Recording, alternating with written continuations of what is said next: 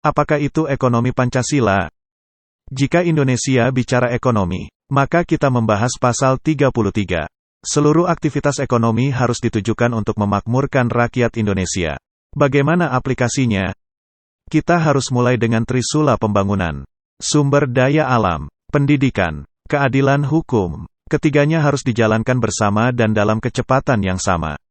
Seluruh sumber daya alam yang dimiliki Indonesia harus melibatkan perusahaan milik negara. Tentunya jika seluruh kegiatan eksploitasi sumber daya alam harus dimiliki oleh pemerintah. Sudah pasti kita kekurangan anggaran. Penguasaan saham pemerintah minimal 30% dan memiliki opsi penambahan saham hingga 60%.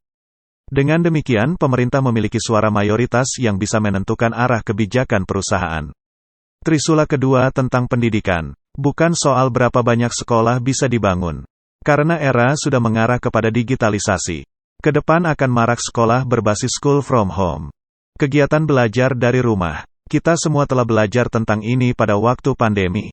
Saat ini kurikulum telah mengarah kepada menghilangkan ujian akhir dan menguatkan karakter siswa dengan aktivitas belajar yang menimbulkan kreativitas.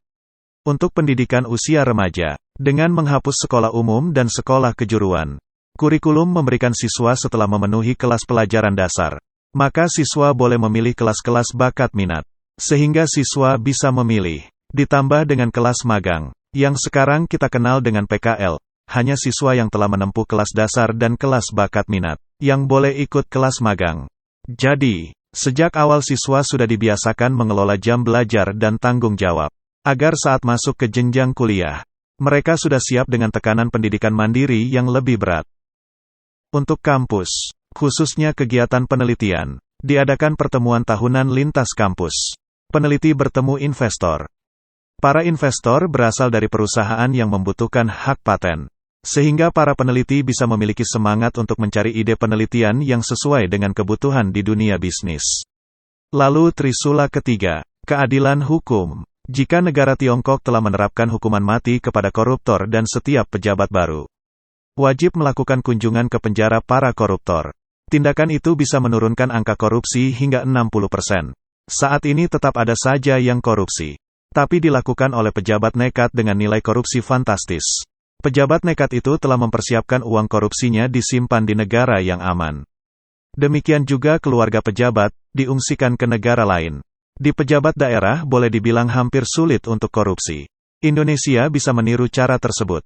Miskinkan pejabat yang korupsi, kemudian persulit keluarganya untuk mengakses pendidikan, kesehatan, perbankan, juga blokir akses paspor dan visa mereka.